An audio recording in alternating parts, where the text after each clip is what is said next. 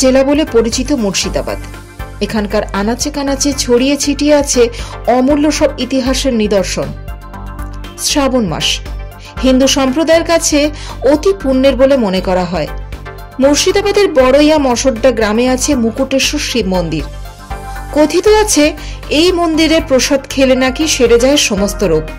সেই বিশ্বাসেই শ্রাবণ মাসে দূর দূরান্ত থেকে এই গ্রামীণ শিব মন্দিরে ছুটে আসেন হাজার হাজার ভক্ত। 18টি পাড়া নিয়ে গড়ে উঠেছে একটি গ্রাম, আর সেই গ্রামের মাঝেই গড়ে উঠেছে মুকুটেশ্বর শিব মন্দির।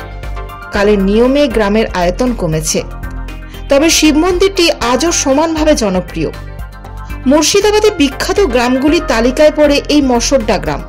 কিভাবে এই মুকুটেশ্বর শিব মন্দির তৈরি হলো তা নিয়ে নানান রোমাঞ্চকর কাহিনী প্রচলিত আছে। বড়ইয়া থানা থেকে 3.5 কিলোমিটার দূরে বড় বড় গাছের ছায়ায় ঘেরা ওই মন্দির চত্বর। ঠিক কবে মন্দিরটি তৈরি হয়েছিল তার সুনির্দিষ্ট তথ্য বর্তমান সেবায়তদের কাছে নেই, এমনকি প্রবীণদের সে উত্তর অজানা। কথিত আছে প্রায় 200 বছর আগে বাগডাঙ্গার রাজা এই মন্দির প্রতিষ্ঠা করেছিলেন। মন্দিরের সেবায়তরা তাদের পূর্বপুরুষদের মুখে যে গল্প শুনেছেন তাই বছরের পর বছর ধরে লোকের মুখে মুখে প্রচলিত হয়ে আসছে। শোনা যায় আগে মশড্ডা গ্রামের মাঝামাঝি জায়গা ঘন জঙ্গলে ঢাকা ছিল।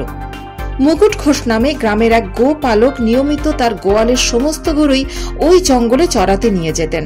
একদিন তিনি লক্ষ্য করেন গরুপালের মধ্যে থাকা একটি গাই বাড়িতে এসে দুধ দিচ্ছে না। তাকে জঙ্গলের ধারে চড়াতে নিয়ে গেলে বাকি গরুদের থেকে আলাদা হয়ে জঙ্গলে গভীরে ঢুকে যায়।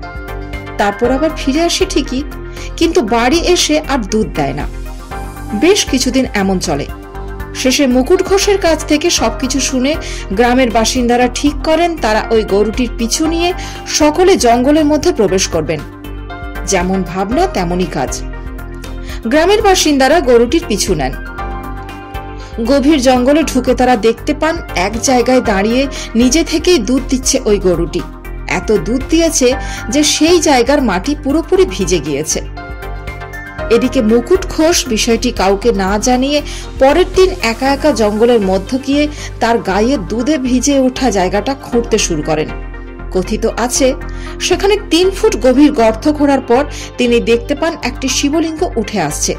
ওই রাতেই মুকুট স্বপ্নাদেশ পান ওই স্থানে একটি মন্দির নির্মাণ করতে হবে এবং মন্দিরের নাম হবে মুকুটেশ্বর। কিন্তু মন্দির নির্মাণ করবে কে? এত টাকা কোথা থেকে আসবে তা নিয়ে কপালে চিন্তার ভাঁজ পড়ে মুকুটের। এমন সময় কান্দি বাগডাঙ্গা রাজপরিবারের এক সদস্য স্বপ্নাদেশ পান মন্দির গড়ার জন্য। সেই মতো তিনি তোড়জোড় শুরু করেন।